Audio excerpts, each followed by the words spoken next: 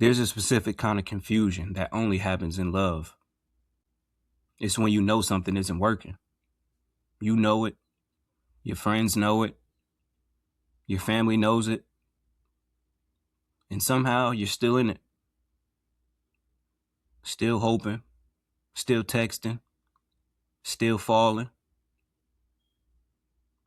That feeling has a name, and today we're going to talk about it. Welcome back to The Weekly Fix. I'm John, a licensed social worker and therapist, and every week we explore one song, one emotional theme, and one clinical breakdown. And this week we're talking about Chris Brown's Fallin. Chris Brown released Fallin as a standout record from his new Brown album. And what's interesting about the song isn't the romance. It's the uncertainty, the vulnerability, the admission that emotion don't always follow logic. And for a lot of people, that's exactly what love feels like. If you ever stayed longer than you planned, going back after you were saying you were done, watch yourself repeat the pattern you understood but couldn't stop, this episode is for you. Stay with me.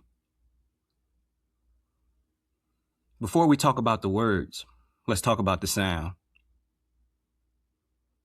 Because Fallin isn't just an R&B song, it's built on blues influences. And historically, blues music always been the sound of unresolved emotion. It doesn't rush towards closure.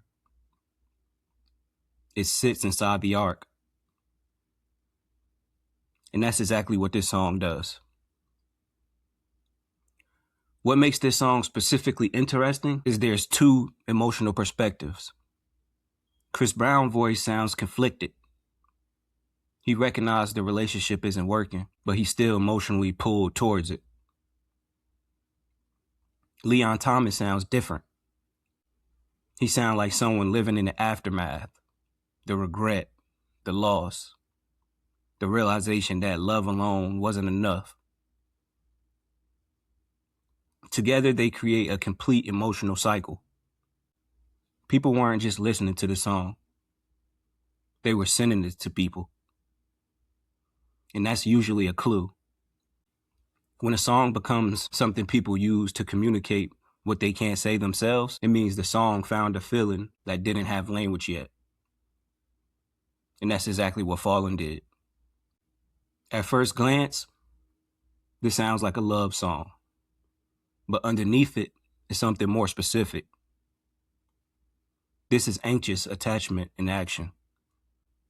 It's the experience of being pulled towards someone even when your rational mind is telling you to walk away.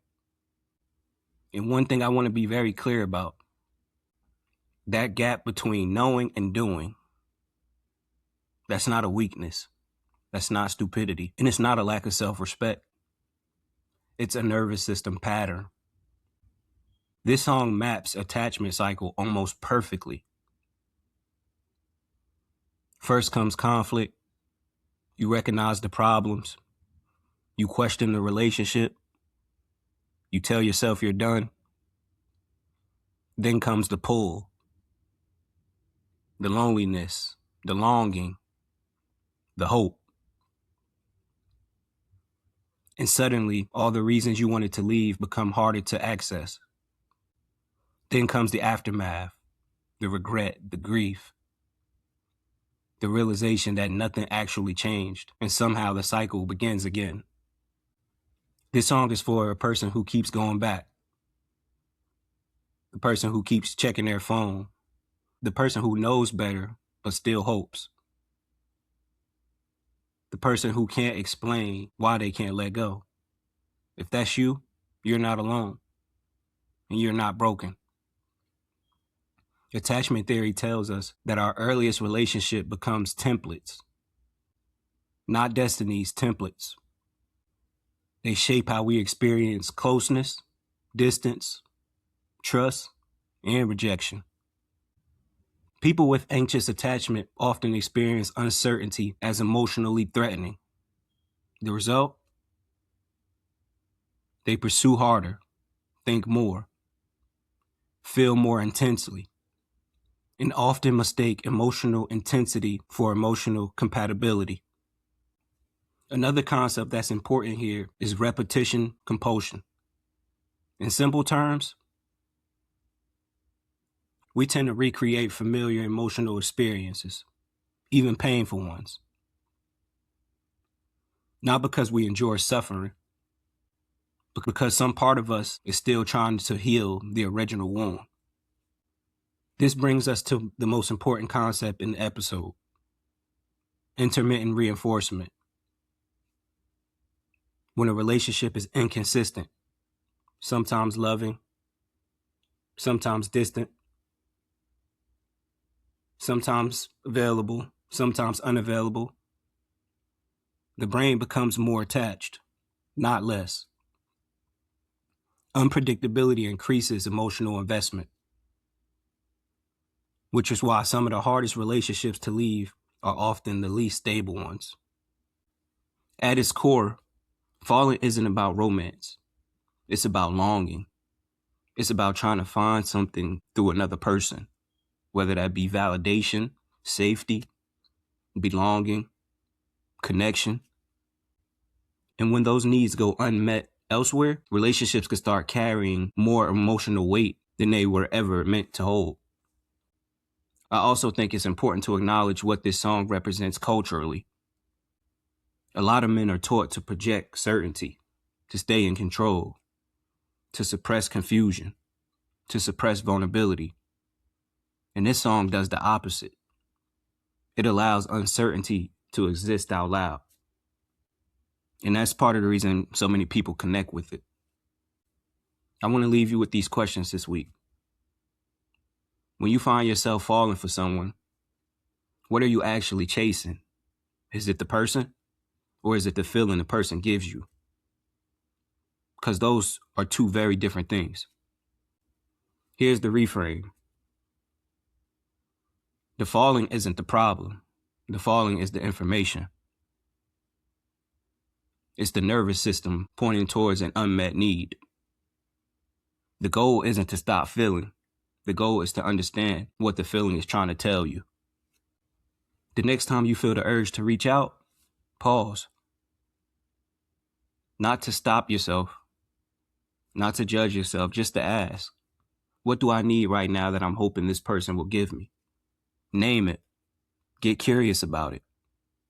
That's where change begins. The title of this song is Fallen, and I want to leave you with this. Falling isn't the opposite of healing.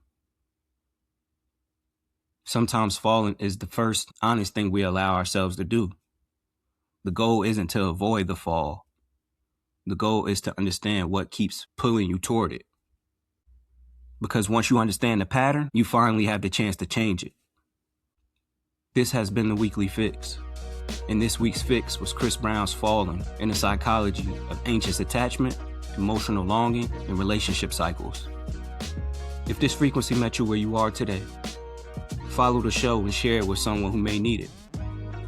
And remember, music is like medicine. Here's your fix. This week's intentional listenings: SZA, Saturn. For self-awareness inside emotional longing. Bryson Tiller, Exchange. For unresolved attachment and unfinished conversations. Her, Carried Away. For surrendering to emotions before understanding them. Janae Aiko, Trigger Protection Mantra. For healing after the cycle breaks. Giveon, Heartbreak Anniversary. For grief that lingers long after the relationship ends. Be sure to click the link in the description to check out all of our playlists on Spotify. The Frequency Fix is for educational and informational purposes only. This podcast does not constitute therapy, clinical advice, or a therapist-client relationship of any kind. If you are struggling, please connect with the licensed mental health professional in your area. If you're in crisis, call or text 988 for immediate support.